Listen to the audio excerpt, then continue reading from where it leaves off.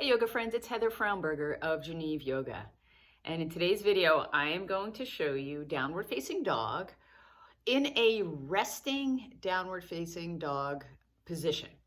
Now, it's not going to be easy, but it gives the nervous system a little bit of a rest because we will be resting our heads in the pose. Adho Mukha Shavasana, downward facing dog. So if you see, I have my block on my mat. So grab a block if you have one, and let's get started.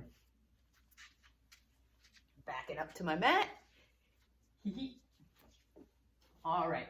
So if you notice, my block is on it's perpendicular and it's on its halfway. It's the second highest height. Now, when I come into the pose, as I fix my clothing, I place my hands right up at the top of the mat. And you'll know with your own downward facing dog where your hands need to go. My index fingers point up to the top of the mat. I root down into the circumference of my palm. I rotate my elbow creases. I don't jam them all the way forward, but they're looking forward. I hug my shoulder blades into my spine, lift my toes, and I press back. So notice my knees are bent here. I'm drawing my belly in towards my spine. I'm going to move my block back just a little bit. And my head, my head goes right onto my block. Then I stretch my legs back. So I am lengthening the backs of my legs. My thigh bones, my quadriceps and kneecaps lift. I press back through the pose. Notice my heels going down towards the floor, right? I draw my belly in towards my spine and press my thigh bones back.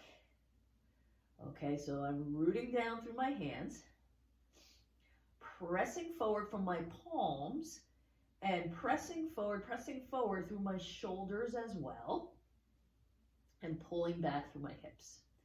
The fronts of my thighs press towards the backs of my thighs, okay?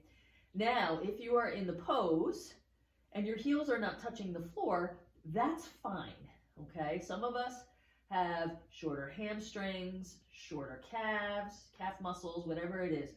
Don't adjust your pose and go into your shoulders in order to get your heels down. I don't have you in my class as a student, so that's the best I can do on a video to describe that. So from here, let's come into the inhale and exhale, or I will, right? I take an inhale, pose goes up, and on my exhale, my hips, my thighs, everything goes back.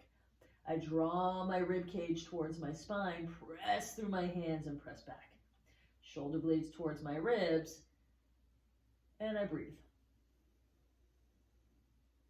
Right, my belly goes back towards my spine. Inhale up, exhale back. Now my head is resting, but the important part is that my neck is not jammed. So if you're trying to pose yourself, just make sure you're not jamming into your neck and causing an ache there. You really should feel more of a resting feeling in your head and your neck.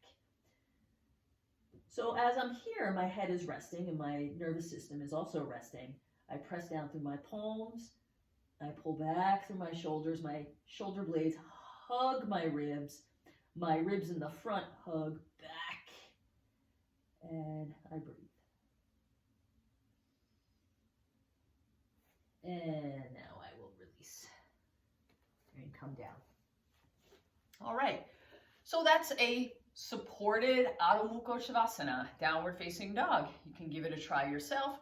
Again, just really be aware and mindful of your neck. You don't want to put the block here and jam your neck, all right? So that's it. That's all I wrote. Check out my website, www.geneveyoga.com. Have a great day.